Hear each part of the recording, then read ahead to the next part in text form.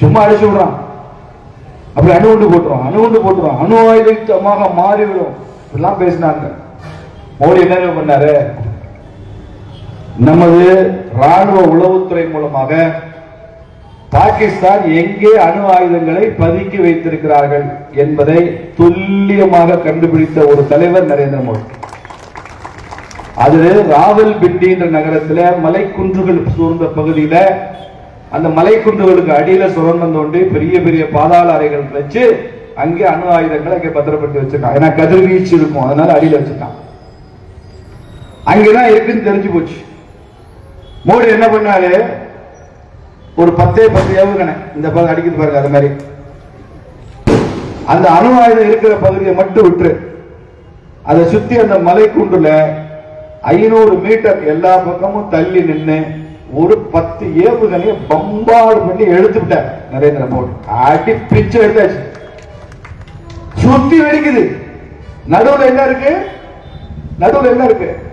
அணு குண்டு இருக்கு. சுத்தி அடி அடி அடிச்சு அரண்டுட்டான். பாகிஸ்தான் ஸ்டன் ஆயிடுச்சு ராணுவம். முதல் விஷயம் இது எப்படி தெரியுது இந்த இடத்துல இருக்குன்னு. ரெண்டாவது எப்படி இவ்வளவு துல்லிய தாக்குதல்?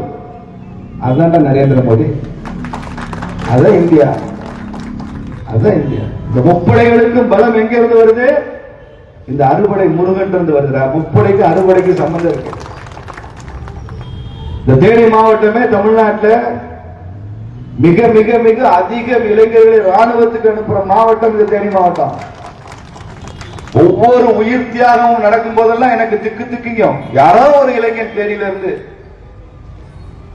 எல்லையில உயிர் தியாகம் செய்தார். வந்துட்டு இருக்கு. எத்தனை பேர், எவ்வளவு இளைஞர்கள். வேலூர் மாவட்டமும் தேனி மாவட்டமும் மிக அதிக அளவில் ராணுவத்துக்கு ஆள் அனுப்புறோம். அதனாலதான் சொல்றேன், இயற்கையிலேயே இங்க தேசம், தேசியம், தேசக்கொடி இதுக்கெல்லாம் உணர்வுள்ள ஒரு வரவேற்பு இருக்கிற மாவட்டம் தேனி மாவட்டம். உணர்வும் உயிர்ப்பும் இருக்கும் இந்த மாவட்டத்தில். அப்படி 4 பக்கமும் அடி அடிச்சதுல 500 மீட்டர் தூரத்தில் அடிச்சதுல அடுத்த நிமிஷம் ட்ரம்ப் அலறாரு, புட்டின் அலறாரு, பாகிஸ்தான் அப்படியே தகச்சு போய் நிக்குது. ஐயோ போர் நிறுத்தம் பண்ணுங்க, போர் நிறுத்தம் பண்ணுங்க. ஏன்னா இது வரைக்கும் உலக போர் வரலாறு, இந்த ஹிஸ்டரி ஆஃப் வார் அப்படின்னு சொல்றாங்களே, இந்த மாதிரி போர் வரலாற்றுல அணுகுண்டு எடுத்து போட்டிருக்கான் அமெரிக்கா ஜப்பான் மேல. அப்படிதான் நம்ம படிச்சிருக்கோம். ஆனா அணுகுண்டு வச்சிருக்கிற நாட்டே ஒருத்தன் போடுவான்றதை இதுவரைக்கும் யாரும் பார்த்தது இல்லை. அணுகுண்டு போட்டு அமெரிக்காவை பார்த்திருக்கான். அணுகுண்டு வச்சிருக்கவன போட்ட நரேந்திர மோடி இதுவரைக்கும் உலகம் பார்த்ததில்லை. இப்பதான் முதல் முறையாக பார்க்கிறது. போர் வரலாற்றிலேயே இல்லாத ஒரு புதுமை. நீ அணு ஆயுதம் வச்சிருக்கேன்னு சொல்றியே, நீ வச்சிருக்கிற இடத்துல நான் ஏவுகணை வச்சு அடிப்பட்டான்னு சொன்ன ஒரு வரலாற்றுக்கு சொந்தக்காரர்கள் நரேந்திர மோடி. அவர் காலில் விழுந்து நம்ம எவ்வளவு நமஸ்காரம் பண்ணாலும் அந்த தேசத்தை காப்பாற்று, இந்த தேசத்தின் பெருமையை உயர்த்தி இருக்கிறார். ஒவ்வொரு இந்தியரும் நீங்க 5 அடி இருங்க, 5.5 அடி இருங்க, 4.5 அடி உயரம் கூட இருங்க. ஆனால் இந்த ஆபரேஷன் சிந்தூருக்கு அப்புறம் ஒவ்வொரு இந்தியனுக்கும் 1 அடி உயரம் கூடிருச்சு. ஒவ்வொரு இந்தியனுக்கும் நெஞ்சு 2 இன்ச்சு விரிஞ்சிருச்சு. அந்த பெருமையோட இருக்கு. அப்படி இந்த தேசத்தை காப்பாற்றுற ஒரு பிரதமர். ஜவஹர்லால் நேரு பிரதமராக இருக்கிறப்ப சீனாக்காரன் 62,000 சதுர மைல் இமயமலையில பிடிச்சு வச்சுக்கிட்டான். மானசரோவர் ஏரியை பிடிச்சிட்டான். நம்ம எல்லாம் புனிதமா கும்பிடுறோமே கைலாய மலை, கைலாசம், சிவபெருமான் இருக்காரு கைலாயம், அது இன்னைக்கு சீனாக்காரன் கண்ட்ரோல்ல இருக்கு. இன்னைக்கு சீனாக்காரன் கண்ட்ரோல்ல இருக்கு. கைலாஷ் அவங்கிட்ட போச்சு. பாராளுமன்றத்தில் ஒரு எம்பி கேட்கிறார், இப்படி 62,000 சதுர கிலோமீட்டர் சீனாக்காரன் முடிச்சுட்டானே, இந்திய பிரதமர் என்ன சொல்றாருன்னு பிஜேபி எம்பி தான் கேட்டார். அதுக்கு நேரு சொன்ன பதில் தான் ரொம்ப டாப், வரலாற்றில் இடம்பெற வேண்டிய பதில். அது புல்லு கூட முளைக்காத பகுதிங்க, வெறும் பனி மலை, பனி பிரதேசம். சீனாக்காரன் பிடிச்சா பிடிச்சிட்டு போறேன், அதனால நமக்கு என்ன வந்துச்சு, புல்லு கூட முளைக்காது. இதுதான் பதில், பிரதமர் பாராளுமன்றத்தில் சொன்ன பதில். கேள்வி கேட்ட எம்பி கோவம் வந்துருச்சு. அவர் என்ன பண்ணாரு, அவர் வழுக்க தலை, தொப்பி போட்டிருப்பாரு, தொப்பியை கலட்டினாரு. மிஸ்டர் பிரைம் மினிஸ்டர், ஏன் தலையில கூட தான் ஒண்ணும் முளைக்கல, விட்டுலாமான்னு கேட்டார். சொல்லிட்டு அடுத்த வரி சொன்னாரு, நேருக்குமே வழுக்க தலை தான், அவரும் தொப்பி போட்டு தான் மறைச்சிருப்பாரு. மிஸ்டர் பிரைம் மினிஸ்டர், உங்க தொப்பியை கலட்டுங்க, உங்க தலையில கூட தான் ஒண்ணும் முளைக்கல, விட்டுலாமா அப்படின்னு கேட்டார். நேருக்கு பதில் சொல்ல தெரியல. புல்லு கூட முளைக்காத பகுதி. இதுதாங்க அவங்க. இன்னைக்கு ஒரு அங்குல மண்ணு கூட எடுக்க முடியாதுங்க. நரேந்திர மோடி பிரதமர், பிஜேபி ஆட்சி எவனா தொட்டு பார்க்க சொல்லு. 26 பெண்களின் குங்குமம் அளிக்கப்பட்டதற்கு அவர்கள் வடித்த கண்ணீருக்கு ஈடு 1059 டிஎம்சி தண்ணீர். தெரிஞ்சுக்கங்க, 26 பெண்களோட கண்ணீர் எவ்வளவு வந்திருக்கும்? ஒருவேளை ஒரு சொம்புல அளந்து பார்த்தா ஒரு புத்தளச்செம்பு அளவுக்கு இருக்கும், இல்ல ஒரு குடம் அளவு கூட இருக்கும். ஒரு குடம் கண்ணீருக்கு விலை என்ன? 1059 டிஎம்சி தண்ணீரடா. இந்திய பெண்ணின் ஒவ்வொரு துளி கண்ணீரும் விலை மதிக்க முடியாது அப்படின்னு உலகத்துக்கு ப்ரூவ் பண்ணிட்டு. அதான் சிந்தூர். அந்த சிந்தூர் சிம்பிளே பாருங்க, அந்த குங்கும சிம்பிள் இருந்து அந்த குங்குமம் அப்படி தெரிக்கிற மாதிரி இருக்கும். பாத்துருக்கீங்களா? பின்னால இருக்கு. இன்னைக்கு விலை கொடுத்திருக்கோம், பாகிஸ்தான் விலை கொடுத்திருக்கு சார். எழுதிய விஷயம் என்ன? 2 வருஷம் பாகிஸ்தான் ஆக்கிரமிப்பு காஷ்மீர் இந்தியாவுடன் முழுமையாக இணையும். முழுமையா இணையும். இன்னைக்கு ஜம்மு காஷ்மீர்ல சட்டமன்ற தேர்தல் நடக்கும் போது நம்ம பாகிஸ்தான் ஆக்குபைடு காஷ்மீர்ல இருக்கிற சட்டமன்றங்களுக்கு சேர்த்துதான் இந்திய தேர்தல் கமிஷன் எலெக்ஷன் நோட்டிபிகேஷன் கொடுக்குறான். இன்னைக்கு அந்த 15 இடங்களுக்கு வேக்கண்டா தான் இருக்கும் மொத்த இடங்கள்ல. ஏன் அந்த 15 இடத்துல தேர்தல் நடத்துல? அது காஷ்மீர்ல இல்ல, பாகிஸ்தான் ஆக்குபைடு காஷ்மீர்ல பாகிஸ்தான்ல இருக்கு. அதுக்கு சேர்த்தா தேர்தல் கமிஷன் அறிக்கை கொடுக்கணும். என்ன அர்த்தம்? அது இன்னைக்கு இல்ல, நாளைக்கு இல்ல, நாளானைக்கு இல்ல, அதை திரும்ப எடுத்தே தீர்வோம் என்கிற அறிகுறியை நாம கொடுத்து கொண்டிருக்கிறோம் அர்த்தம். பாக் ஆக்குபைடு காஷ்மீர் எடுப்போம். பாகிஸ்தானுக்கு மேற்க பலுச்சிஸ்தான் ஒரு இடம் இருக்கு, அது பெரிய மாகாணம். பல பேருக்கு இந்த பாகிஸ்தான் ஏன் பேர் வந்துச்சுன்னு தெரியாது. பாகிஸ்தான்ல உள்ள பி முதல் எழுத்திருக்கு, அதுக்கு பேரு பஞ்சாப்னு பேரு, பஞ்சாப் பி. பாகிஸ்தான்ல உள்ள ஏக்கு ஆப்கானிஸ்தான் அப்படி பேரு. பாகிஸ்தான்ல உள்ள கே அது காஷ்மீர். அடுத்து வர்ற இஸ்தான், ISTAN இஸ்தான்னா பலுச்சிஸ்தான் பேர். பாகிஸ்தான் கேட்கிறப்ப ஜின்னா என்ன பண்ணாரு? பஞ்சாப், ஆப்கானிஸ்தான், காஷ்மீர், பலுச்சிஸ்தான் இதெல்லாம் சேர்ந்துதான் எங்களுக்கு அந்த நிலப்பரப்பு, எங்களுக்கு பாகிஸ்தான் வேணும் அப்படின்னு கேட்டார். அதனால அதுக்கு பேரு பாகிஸ்தான் அப்படி வந்துருச்சு. ஆனா ஆப்கானிஸ்தான் தனிநாடு. காஷ்மீர்ல 3ல 2 பங்கு நம்மகிட்ட தான் இருக்கு. பஞ்சாப்ல பாதி பஞ்சாப் நம்மகிட்ட தான் இருக்கு, மிச்ச பஞ்சாப் அவங்கிட்ட இருக்கு. இந்த பலுச்சிஸ்தான் மேற்க இருக்கு, இந்தியா கிழக்க இருக்கு.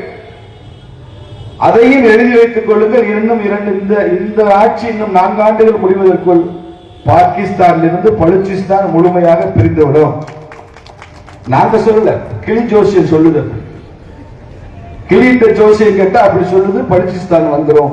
யாரோ வந்து உன்னை கிளின்னு கிளிக்க போறாங்க, கிளி ஜோசியம் சொல்லிடுச்சு, பலுச்சிஸ்தான் வரும். பாக் ஆக்கிரமிப்பு காஷ்மீர் இந்தியாவோட நினைக்கப்படும். இதெல்லாம் நடக்கும். நீங்க பலுச்சிஸ்தான் போனீங்கன்னா பாகிஸ்தான் பிரதமர் படத்தை எந்த வீட்லயும் வைக்கிற, வீடு வீடா பலுச்சிஸ்தான்ல நரேந்திர மோடி படத்தை வச்சிருக்கிறாங்க. அவரு முஸ்லீம் தான். தனிநாடு கேட்கிற பலுச்சிஸ்தான்ல மோடி போட்டோ வச்சிருக்காங்க. இவர் தான் எங்களுக்கு கார்டியன், கஸ்டோடியன், எங்கள் நம்பிக்கை நட்சத்திரம்னு வச்சிருக்கான். அதனால பாகிஸ்தான் வந்து வெறுப்புல உருவான தேசம். நாமெல்லாம் வெள்ளக்காரனை எதிர்த்து சுதந்திரம் வாங்கணும், போராடி சுதந்திரம் வாங்கணும். பாகிஸ்தான் யாரை எதிர்த்து போறாருன்னா, வெள்ளக்காரனை எதிர்த்து போறாருன்னா இந்தியாவை எதிர்த்து போறாங்க. அவன் வெள்ளக்காரனை எதிர்த்து போராடி பாகிஸ்தான் வாங்கல, இந்தியாவை எதிர்த்து போராடி பாகிஸ்தான் வாங்க. இந்திய தலைவர்களை எதிர்த்து காந்தி, நேரு, பட்டேல் இவங்களை எதிர்த்து போராடி பாகிஸ்தான் வாங்க. இந்தியாவோட மோசமான நாடா இருக்கும், நாம அதுல போய் சிக்க கூடாதுன்னு சொல்லி சுதந்திரம் வாங்கலாம், தனிநாடு வாங்கலாம். அப்ப இந்திய எதிர்ப்புன்றது அங்க ரத்தத்துல இருக்கு, அங்க ஜீன்ல இருக்கு, அங்க டிஎன்ஏல இருக்கு. பாகிஸ்தானுடைய மிலிட்டரியில இருந்து, பாகிஸ்தானுடைய பாட புத்தகத்தில இருந்து, பாகிஸ்தான் அரசியல் இருந்து, பாகிஸ்தான் ஆட்சியாளர்களிடம் இருந்து இந்திய எதிர்ப்புன்றது எடுத்துட்டீங்கன்னா பாகிஸ்தான் ஒரு நாடு இருப்பதற்கான அவசியமே இல்லாம போகும். அதுக்கான ஜஸ்டிபிகேஷனே இல்லாம போயிடும். அது இருக்கிற வரைக்கும் தான் ஒரு நாடு என்ற அடையாளம் இருக்கும், அதுக்கு ஒரு தேவை இருக்கும். அதை எடுத்துட்டாங்க, அது மக்கள்கிட்ட இருந்து அது மறைஞ்சு போச்சு. ஓ, இந்தியா நமக்கு நட்பு நாடு தான், நமக்கு ஃப்ரெண்டு நினைச்சிட்டாங்க, நாம எல்லாம் அண்ணன் தம்பி என்ற நினைவு அவனுக்கு வந்துடும். நாளை நமதேன்னு பாட ஆரம்பிச்சிடும். அப்படி வரக்கூடாதுன்னு ஆசைப்படுது பாகிஸ்தான் ராணுவம், பாகிஸ்தான் ஆட்சியாளர். அதனால இந்த ஜிம்மிக்ஸ் எல்லாம் பண்றது. இந்தியாவை நேரடி யுத்தத்தில் ஜெயிக்க முடியாது, ஒண்டி கொண்டி வர மல்லு கொட்டோம்னா வர முடியாது. ஒட்டி கொண்டு வர மாட்டான். அவன் நொண்டி நொண்டி போய் எப்படி ஒட்டி கொண்டு மல்லுகிட்ட வருவான். அவங்கிட்ட 24 கோடி மக்கள் தொகை தான். பாகிஸ்தான் மக்கள் தொகை 24 கோடி. இங்க 140. எந்திரிச்சு நின்று ஒன்னா உச்சா இருந்தா உங்க கணக்கு உங்க நாடு காலியாக்கு. காரி துப்புனானா பாகிஸ்தான் காலி. அப்படி வீக்கு. இந்திய வலிமையான ராணுவத்துக்கு முன்னால் அவன் ஒண்ணும் பண்ண முடியாது. நல்ல யுத்தம் நடந்தா எத்தனை நாள் தாங்கும்னு கேட்டேன் ஒரு ராணுவ அதிகாரிகிட்ட. 4 நாள் தாங்காது பாகிஸ்தான். நல்ல ஃபுல் ஸ்கேல் எலிவேட்டட் வார் நடந்தா எத்தனை நாள் தாங்கும்னா கன்வென்ஷனல் வார்ல 4 நாள் கூட தாங்காது. அவ்வளவுதான் அவன்கிட்ட இருக்கு. அதுக்கு மேல இல்ல. அதுக்கு மேல அவனால முடியவும் முடியாது. அமெரிக்கா கொடுத்த F-16 விமானம் எல்லாம் காலி காலியா போச்சு. நம்ம ஏவுகணை அடி வெளுத்துட்டாங்க நம்ம. இத்தனைக்கு ஒரு இந்திய வீரன் பாகிஸ்தானுக்குள்ள போகவில்லை. பல இந்திய விமானங்கள் பாகிஸ்தான் எல்லையை தொடவில்லை. ஏவுகணை தான், மிசைல் அட்டாக் தான். மிசைல் கொஞ்சம் ரெஸ்ட் வேணும்னா ட்ரோன் வச்சு அட்டாக் தான். தீவிரவாத முகாம்கள் எல்லாம் காலியா போச்சு. இப்ப என்னாச்சு? 12 நாடுகள் சீனாக்கு எங்களுக்கு தளவாடங்கள், ஆயுத தளவாடங்கள் வேணும்னு ஆர்டர் போட்டிருக்கான். எங்களுக்கு இந்த விமானம் வேணும், இந்த ஏவுகணை வேணும்னு 12 உலகத்தில் உள்ள 12 நாடுகள் சீனாக்கு ஆர்டர் கொடுத்திருக்கு. இந்த பாகிஸ்தான் யுத்தத்துக்கு அப்புறம் என்னாச்சுன்னா அத்தனை ஆர்டரையும் கேன்சல் பண்ணுங்க, வேண்டாம். ஐயோ வேண்டாம். சீனா சொல்ற நான் வேணா கொஞ்சம் ரேட்டை குறைச்சு கொடுக்குமா? நீ ரேட்டை குறைச்சு கொடுக்க, இங்க நாடே பாதியா குறைச்சிருந்தா வேணாம். பாகிஸ்தான் நான் பார்த்துட்டேன், ஏவுகணை எப்படி வேலை செய்யுது, குண்டு எப்படி வேலை செய்யுது பார்த்துட்டேன். அதனால தயவு செய்து ஐயா அந்த முன்பணத்தை கூட தர வேண்டாம் ஐயா, நீங்களே வச்சுக்கோங்க ஐயா, எங்களுக்கு மிச்சம் பண்ண கேட்காது, எங்களுக்கு ஒண்ணு வேணாம். சீனாவுக்கு பெரிய அடி விழுந்திருக்கு. சீனாவோட இமேஜுக்கு பெரிய அடி. பல விமான கதவை திறக்க முடியல. உள்ள ஏறி உட்காந்துட்டா பைலட்டுக்கு டோர் ஓபன் பண்ணா டோர் திறக்க மாட்டேங்குது, க்ளோஸ் பண்ணா க்ளோஸ் ஆக மாட்டேங்குது. இப்படி 3ஆம் தரமான தரக்கட்டுப்பாடு. 12 நாடுகள் சீனாவில் ஒப்பந்தத்தை ரத்து செஞ்சிருக்காங்க. 20க்கும் மேற்பட்ட நாடுகள் இந்தியாவுடன் புதிய ஒப்பந்தம் போட்டிருக்காங்க. நம்ம ராணுவ தளவாட ஏற்றுமதி 32,000 கோடியா இருந்தது போன வருஷம். இந்த வருஷம் ராஜ்நாத் சிங் டிஃபென்ஸ் மினிஸ்டர் பெருமையா சொல்றாரு 3 லட்சம் கோடியாக இந்த ஆண்டு உயரும். எப்படி ஆபரேஷன் சிந்தூர் எந்த அளவு வேலை செஞ்சிருப்பாங்க, உலகத்தை திகைக்க வச்சு. இப்படி ஒரு யுத்தத்தை துல்லியமா நடத்த முடியுமா? முடியும். இவ்வளவு அக்யூரேட்டா போய் பயங்கரவாதிகளை மட்டும் அடிச்சு பொதுமக்களுக்கு, பாகிஸ்தான்ல உள்ள சாதாரண அப்பாவி பொதுமக்களுக்கு எந்த பிரச்சனையும் இல்லாமல் தாக்குதல் நடத்த முடியுமா? முடியும். பாகிஸ்தான் ராணுவத்துல ஒரு கீறல் கூட இல்லாம பயங்கரவாதிகளை அழிக்க முடியுமா? முடியும். இப்படி யாரால செய்ய முடியும்? இந்தியாவால் மாத்திரம்தான் செய்ய முடியும். இதை பார்த்து எப்படி வியந்து போய் திகைச்சு போய் நிற்கிறாங்க. அதுதான் ஆபரேஷன் சிந்தூர். இதை வழிகாட்டியவர்கள் 2 பெண்கள் என்பது கூடுதல் சிறப்பு. 2 பெண்கள், வீர மங்கைகள், வீராங்கனைகள், அவங்க தான் இதை வழிகாட்டிருக்காங்க. அதை நான் சொன்னேன், பாகிஸ்தானுக்கு பாட புகட்டுறதுக்கு பெரிய இந்திய ராணுவம் எல்லாம் வேணாண்டா, ஒரு மோடி 2 லேடி போதும் பாகிஸ்தானுக்கு பாடம் புகட்டு. ஒரு மோடி 2 லேடி, கதையை முடிச்சிட்டாங்களா? 4 நாள்ல முடிஞ்சு போச்சு. அவர்களுக்கும் நமது வணக்கங்களை தெரிவித்துக் கொள்ளும். இந்திய ராணுவத்திற்கும் அதை வழிநடத்திய இந்திய பிரதமருக்கும் ஆபரேஷன் சிந்தூர் மூலமாக இந்தியாவின் பெருமையை உலகத்தில் உயரப்பிடித்த இந்திய பாரதிய ஜனதா கட்சி அரசாங்கத்திற்கும் பலத்த கரவொலி மூலமாக நாம் நன்றி தெரிவிக்க கடமைப்பட்டோம். பலத்த கரவொலி. இந்திய ராணுவம், பிரம்மாண்டமான இந்திய ராணுவத்திற்கு நமது கரவொலி மூலமாக வாழ்த்துக்களை தெரிவிப்போம். நாம கற்ற சட்டம் எல்லா வரைக்கும் கேட்கணும். இவங்க இல்லைன்னா இன்னைக்கு நமக்கு இந்த பெருமை இல்லை, இவங்க இல்லைன்னா நமக்கு இந்த பாதுகாப்பு இல்லை. இந்த ஆபரேஷன் சிந்தூருடைய இன்னொரு வெற்றி சொல்றேன் கேளுங்க. காஷ்மீர் முதலமைச்சர் உமர் அப்துல்லா, அவர் நம்ம நாட்டை பற்றி என்னெல்லாம் பேசியிருக்காரு தெரியும். அதை விட அதிகமாக பேசியவர் ஓவைசி, ஹைதராபாத்ல இருக்கார். அதை விட நாங்கள் இந்தியாவா, அது எங்க இருக்குன்னு எங்களுக்கு தெரியாது, எங்களுக்கு திராவிட நாடு தானே தெரியும்னு பேசின ஏவா வேலுவை கேபினெட்ல வச்சிருக்கிற நம்ம ஐயா ஸ்டாலின். இந்த ஆபரேஷன் சிந்தூர் இவர்கள் எல்லோரையும் தேசிய கொடி ஏந்த வைத்திருக்கிறது, தேசிய கொடி அணிவகுப்பு நடத்திருக்கிறது. மிகப்பெரிய வெற்றி. நான் இந்த தருணத்தில் ஓவைசி அவர்களையும் தமிழக முதலமைச்சர் ஐயா ஸ்டாலின் அவர்களையும் நான் மனமாற பாராட்டுகிறேன். தேசத்திற்கு ஒரு எச்சல் வரும்போது, தேசத்திற்கு என்று ஒரு நெருக்கடி அபாயம் வரும்போது நான் அப்ப கட்சி கொடியை தூக்க மாட்டேன், தேசிய கொடியை தூக்குவேன்னு ஸ்டாலின் நிரூபிச்சிருக்கிறார். என்னதான் அவர் நமக்கு எதிரி கட்சியா இருந்தாலும் அவரை நான் பாராட்டுறேன். அவரை விட அதிகமாக ஓவைசி பேசியிருக்கிறார், அவரையும் நான் பாராட்டுறேன். இன்னைக்கு இந்த நாட்டில் 1000 பேசட்டும், இந்த ஓவைசி இன்னைக்கு வெளிநாட்டு தூதுக்குழுல போயிருக்காரு. திமுக சார்பா யாரு போயிருக்காங்க? அக்கா கனிமொழி அக்கா போயிருக்காங்க. கனிமொழி அக்கா ஓவைசியும் போய் வெளிநாடுகள் எல்லாம் என்ன பேச போறாங்க? மோடி செஞ்சது கரெக்ட், மோடி அடிச்ச அடி கரெக்ட், அவரால் தான் நம்ம நாட்டுக்கு பெருமை, பயங்கரவாதிகளை நாங்க அனுமதிக்க மாட்டோம், பாகிஸ்தான் ஆக்குபைடு காஷ்மீரை மீட்டே தீர்வோம். இந்த பெரியத்துல உட்கார்ந்துட்டு பிஜேபி கார என்னெல்லாம் பேசுறானோ அது அக்கா கனிமொழி இன்னைக்கு உலகம் எல்லாம் பேசிட்டு இருக்காங்க. பேச வச்சது யாரு? பேச வச்சது நரேந்திர மோடி. அக்கா இங்க பிளைட் இறங்கணும்னே, சென்னையில் பிளைட் இறங்கணும்னே கொஞ்சம் லேசா மாறிடும், வேற ஸ்கிரிப்ட் வரும். அக்கா நீங்க இதுதான் பேசணும்னு ஸ்கிரிப்ட் அறிவாலயத்துல இருந்து வரும், அப்புறம் அந்த ஸ்கிரிப்ட் பேசுவாங்க, அது வேற. ஆனா இன்றைக்கு காங்கிரஸ் சசி தரூரும் ஓவைசியும் கனிமொழியும் தேசத்திற்கு ஆதரவாக உலகம் எல்லாம் பேசிக் கொண்டிருக்கிறார்கள். அவர்கள் எதிர்கட்சியாக இருந்தாலும் அவர்களையும் நாம் பாராட்டும். துணிச்சலா மோடி சொன்னோன்னு அதை ஏற்றுக்கொண்டு போறாங்க. எங்கள் கட்சியின் நிலைப்பாடை பத்தி நாங்க கவலை இல்லை, தேசம்தான் முக்கியம்னு சொல்றாங்க.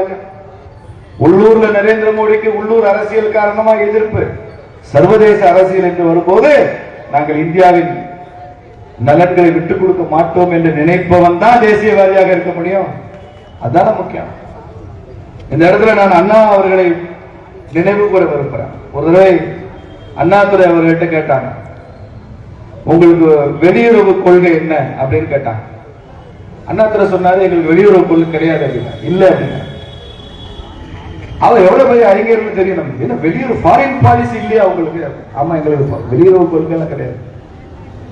அவர் சொன்னாரு, நாங்க மாநிலத்தை ஆட்சி செய்கிற ஒரு கட்சி திமுக, தமிழ்நாட்டுக்குள்ள மாநிலத்துக்குள்ள இருக்கோம். வெளியுறவு விவகாரங்களை முடிவு செய்ய வேண்டியது மத்திய அரசு.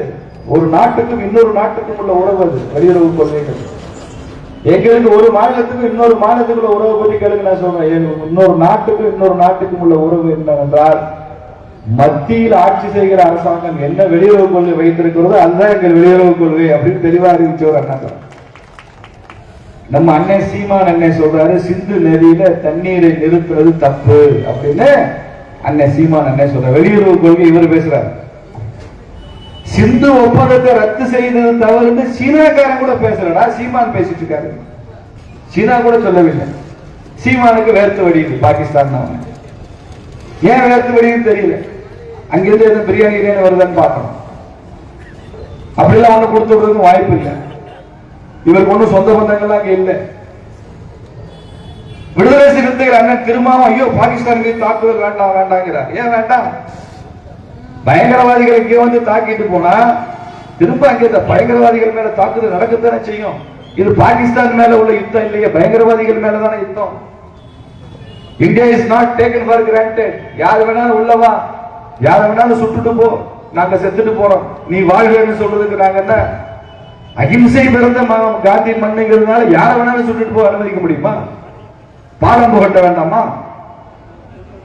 அதனால இவர்களும் தங்கள் நிலையை மறுபரிசீலனை செய்யணும். சீமான் போன்றவர்கள், திருமாவளவன் அண்ணன் போன்றவர்கள் மறுபரிசீலனை பண்ணணும். தேசம் முக்கியம் இல்ல. உங்களுக்கு எனக்கு நிறைய அரசியல்ல பஞ்சாயத்து இருக்கும், எலெக்ஷன்ல போட்டி இருக்கும். நீங்களும் நில்லுங்க, நாங்களும் நிக்கிறோம்.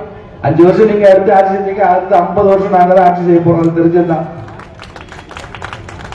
ஆனா தேசம்ல வரும்போது நாடு முக்கியம் இல்லை, அதை விட்டு கொடுக்க கூடாது. எவனோ வந்து சுட்டு கொண்டுட்டு போவான் என்ன அர்த்தம்? உலகத்துல பின்லாடன் போய் ஒளிஞ்சிருந்தான், பாகிஸ்தான்ல தான் இருந்தான். பாம்பேல தொடர் குண்டு வெடிப்பு நடத்தின தாவூத் இப்ராஹிம் பாகிஸ்தான் போய் ஒளிஞ்சுட்டான். யாரு குண்டு வச்சுட்டு எங்க போனா நான் காப்பாத்தி வச்சிருப்பேன்னு ஒரு நாடுன்னா அந்த நாட்டுக்கு அடிப்படை பாடம் கூட கற்பிக்காமல் இருந்தால் எப்படி சரியாகும்? ஏதாவது ஒரு இடத்துல அந்த நாடு பாடம் கற்றுக்கணும்ல. பின்லாடன் பாகிஸ்தான் வச்சு காலி பண்ணா அமெரிக்கா. அதனால பயங்கரவாதிகள் ஒரு விலை கொடுக்க வேண்டியது இருக்கும் என்பதுதான் இந்த ஆபரேஷன் சிந்தூர். அதுக்கு ராணுவம் பாராட்டு. இரண்டாவது விஷயம் ஆபரேஷன் செந்தூர். இது நாமளா வச்சுக்கிட்ட பேர். இந்த ஆபரேஷன் இது பயங்கர ஆபரேஷன். இது ஜூன் 22 மதுரையில் நடக்கிற முருக பக்தர்கள் மாநாட்டுக்கான ஒரு முனைப்பு. இந்த முருக பக்தர்கள் மாநாடு ஏன் இப்ப நடக்குது? இதை நீங்க நடத்த வேண்டிய அவசியம் என்ன? பத்திரிகையாளர் கேட்கிறாங்க, திமுக காரங்களே முருக பக்தர்கள் மாநாடு நடத்தா பிஜேபி காரங்க நடத்துற என்ன அவசியம்? திமுக முருக மாநாடு நடத்த வேண்டிய அவசியம் இருக்குல்ல? ஏவாவேலு சாரி சேகர் பாபு கூட நடத்தினாரு பள்ளியில, நீயே நடத்த நான் ஏன் நடத்தக்கூடாது?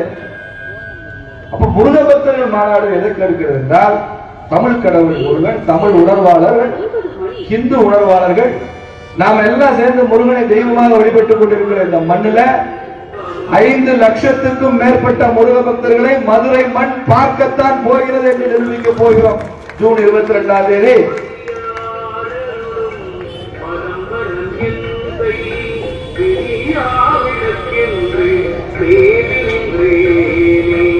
மெய்யடியார்கள் போற்றி துடிக்கும் தேவர் தலைவனான ஈசனை தலை தாழ்த்தி வணங்கிடுவோம்.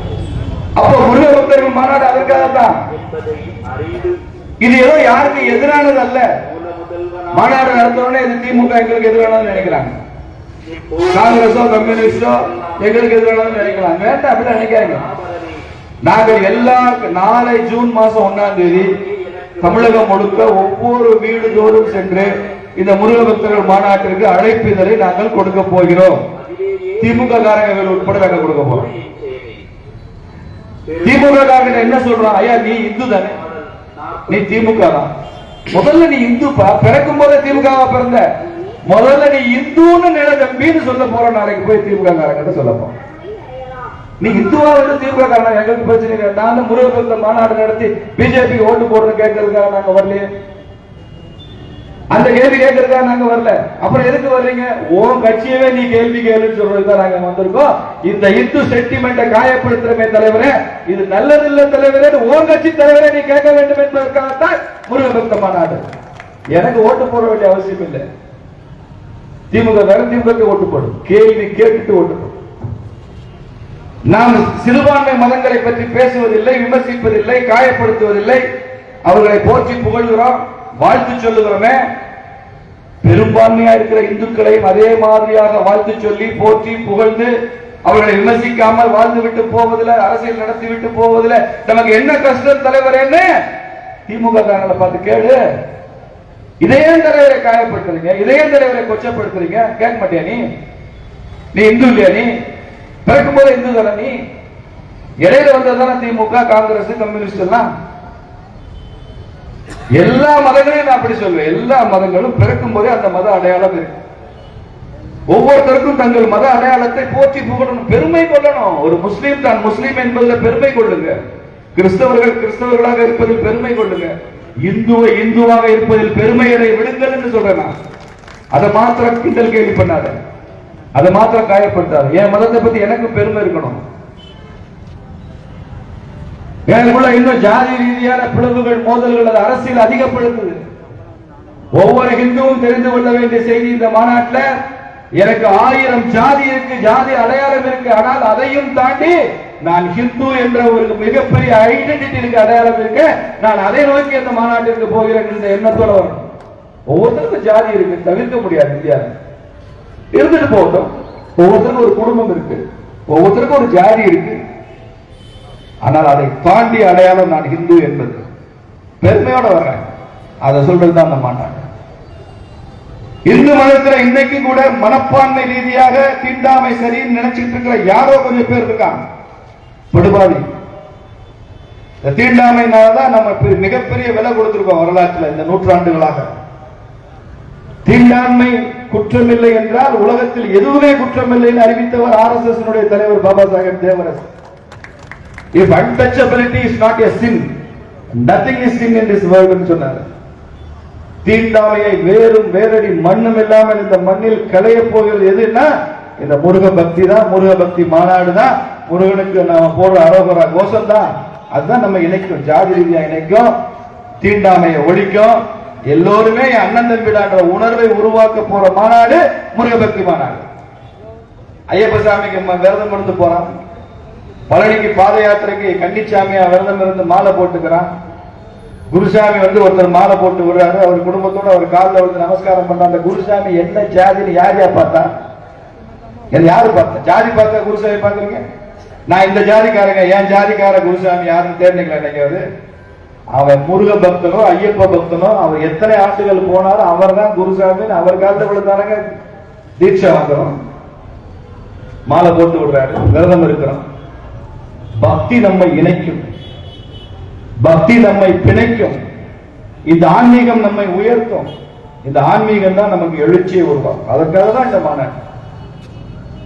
மதமாற்றம் நடந்து கொண்டிருக்கு. மதமாற்றம் தவறு என்பதல்ல. ஒருத்தர் எந்த மதத்தில் பிறந்தாரோ அவர் அந்த மதத்தில் கடைசி வரை வாழ்கிற உரிமை அவருக்கு இருக்கு. ஆசை காட்டியோ அச்சுறுத்தியோ மதமாற்றம் செய்வது தவறுன்னு நம்ம நாட்டு அரசியல் சாசன சட்டம் சொல்லுது. இந்துவா பிறந்தவன் நிறைய பேர் மதம் மாறி போறான். ஒவ்வொரு மதத்துக்கும் தங்கள் மதத்தை காப்பாற்றிக் கொள்கிற உரிமை இருக்கு. அதனால நமக்கு போல்ல இருக்கணும். இது மாதிரியான அபாயங்கள் நடக்கக்கூடாது. நம்ம அப்பா அம்மா எந்த மதமோ, நான் எந்த மதத்தில் பிறப்பதற்காக ஆண்டவனே தீர்மானித்து என்னை இந்த மதத்தில் பிறக்க வைத்திருக்கிறானோ அந்த மதத்தில் நான் இருக்க வேண்டும். நான் இந்துவா பிறந்த, இந்துவா வாழ்ந்த, இந்துவாகத்தான் நான் கடைசி வரைக்கும் சத்து போவேன் வாழ்ந்து சொல்ற அந்த உறுதிப்பாடு நமக்கு இருக்கணும். இது இந்த மாநாட்டில் கிடைக்கும். தேவையில்லாம நான் ஏன் மதம், எல்லா மதமும் சமந்தான பிறகு நான் மாறணும், மாற வேண்டிய அவசியம் இல்லையே. அது ஆசை காட்டி அச்சுறுத்தி வேண்டவே வேண்டாம். அப்போ மதம் மாறுதல், தீண்டாமை கொடுமையை ஒழிப்பது, ஜாதி வேறுபாடுகளை கடந்து நான் இந்து நினைப்பது. இன்னைக்கு இளைஞர்களுக்கு எல்லாம் என்னங்க வழிகாட்டுதல் இருக்கு? கண்ட இடத்துல கஞ்சா கிடைக்குது, டாஸ்மாக அவுத்து விட்டான், எப்படியோ குடிச்சு தொலைன, கண்ணா பின்னான்னு குடிப்பழக்கம். ஸ்கூல்ல படிக்கிற பொம்பளை பிள்ளைங்க பீர் சாப்பிட்டு டான்ஸ் ஆடுற காட்சி, வீடியோ காட்சி நீங்களே பார்த்திருப்பீங்க. கும்மாளம் போட்டு ஆடிட்டு இருக்கிற காட்சிகள். இவங்களை யார் சரி செய்வது? பெற்றோர்களால முடியல, அவுட் ஆஃப் கண்ட்ரோல். காவல்துறையால மட்டும் எப்படி முடியும்? அப்பனாத்தாவே பிள்ளைகளை சரி பண்ண முடியலன்னா போலீஸ்காரர் வந்து எப்படி சரி பண்ணுவாரு? அவர் வேணா 4 அடி வேணா அடிப்பாரு, அது தானே அவருக்கு முடியாது. அவருக்கு கைகள் கட்டப்பட்டிருக்கு, மனித உரிமை வந்துருது, முறைப்படி எப்படி எல்லாம் பண்ணணும்னு சட்டம் வந்துருது, அவர் ஒண்ணும் பண்ண முடியாது. அப்ப இவன் இளைய தலைமுறையை அடுத்த கட்ட வளர்ச்சிக்கு எடுத்துட்டு போறது யாரு? ஆன்மீகம் தான் எடுத்துட்டு போகும், அறம் பற்றிய சிந்தனை தான் எடுத்துட்டு போகும். தர்மத்தை நாம் காப்பாற்ற வேண்டும் என்கிற இளைய தலைமுறைக்கு நாம கொடுக்கிற செய்தி தான் இந்த இளைய தலைமுறையை அடுத்த வளர்ச்சிக்கு உயர்த்தி கொண்டு போகும். அதுக்கு தான் இந்த முருக பக்தி மாநாடு. சமுதாயத்துல அறம் பற்றிய சிந்தனைகள் அதிகமாகணும். இதுல சாதுக்கள், சன்னியாசிகள் கலந்துக்கிறாங்க, முருக பக்தர்கள் எந்த கட்சியா இருந்தாலும் வந்து கலந்துக்கிறாங்க, பெண்கள் வர்றாங்க, குழந்தைகள், இளைஞர்கள் வர்றாங்க. கூடுதலா 2 செய்தி சொல்றேன். நாம் எல்லாம் விரும்பும்படியாக ஆந்திராவின் துணை முதல்வர் பவன் கல்யாண் வர்றார், இன்னொருத்தர் வர்றார், உத்தரப்பிரதேசத்திலிருந்து யோகி ஆதித்யநாத் வர்றாரு. அதனால ஒரு எழுச்சியான ஒரு மாநாடு. நாளைக்கு எல்லா வீட்லயும் இந்த இன்விடேஷன் நீங்க கொடுக்கணும். இதுதான் இன்விடேஷன், அழைப்பிதழ். இதுக்கு பேர் அழைப்பிதழ். கொடுங்க. இதுக்கு பின்னாலே எழுதிருக்கு, முன்னால முருகன் பாருங்க, அமுல் பேபி மேல் ஜென்மன் இருக்காரு முருகன், பாலமுருகன்.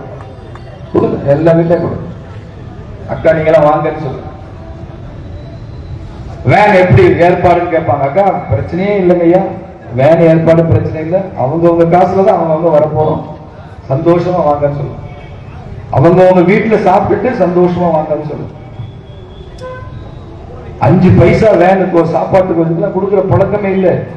5 லட்சம் பேர் கூடுவாங்கன்றதையும் சொல்லுங்க, உங்க காவல்துறைக்கு சொல்லுங்க. எது கிடையாது. இது 200 ரூபாய் உடன்பிறப்புகள்ல எங்க கட்சியில இல்லப்ப அதெல்லாம் அவங்க கட்சிக்கு போயிட்டான். கூலி பிரியாணி குவார்டர்லாம் இல்லை, அதெல்லாம் வச்சுக்கிட்டு வேன்ல ஏற்றுற கூட்டம் இல்லை. முருகனை மாத்திரமே நினைத்து, முருகனை மாத்திரமே மனதில் வழிபட்டு 6 படையப்படை பார்க்க வரும் பெரும் படை தேனி மாவட்டத்திலிருந்து 1000 கணக்கில் அங்கே வர வேண்டும் என்பதுதான் எனக்கு வேண்டுகோள். உங்களுக்கு வந்துங்க. எத்தனை கோயிலுக்கு நேற்றுக்கடன் குலதெய்வம் கோயிலுக்கு போறோம், ஐயப்பன் கோயிலுக்கு போறோம், பழனிக்கு பாத யாத்திரை போறோம். எவ்வளவு ஆயிரம் செலவழிக்கிறோம். ஒரு கன்னி பூஜை நடத்தினா எவ்வளவு செலவழிக்கிறோம். வாங்க, இது இந்து பக்திக்கான மாநாடு மாத்திரமல்ல, இந்து சக்திக்கான மாநாடு. இந்து பக்தியை விட இந்து சக்தி ரொம்ப முக்கியம். வாங்க, ஒவ்வொரு பூத்துல இருந்தும் ஒரு வாகனம் 2 வாகனத்தோட பிடிச்சிருவாங்க. பூத்துக்கு 2 வாகனம். ஏன்? மயில் வாகனை பார்ப்பதற்காக அப்படின்னு சொல்லுங்க. மயில் வாகனம் பார்க்கணும்னா ஒவ்வொரு பூத்துக்கு 2 வாகனம். தேனி மாவட்டத்தில் எத்தனை பூத்து இருக்கு? 1200க்கு மேல இருக்கும் இல்லையா? 1200 வாகனம். பிளஸ் இன்ட்டு 2000 வண்டி வந்து என்ன ஆகும்? இங்க இருந்து மதுரை வரைக்கும் தேனி மாவட்ட வண்டி தான் ஊர்வலம் போகும். வாங்க, முதல் வண்டி மதுரையை தொடும்போது கடைசி வண்டி இங்க ஆக்சிடென்ட் ஸ்டார்ட் பண்ணிட்டு இருப்பாரு டிரைவர். ஏன்னா அவ்வளவு 2000 வண்டி நின்றா அப்படி இருக்கும். வாங்க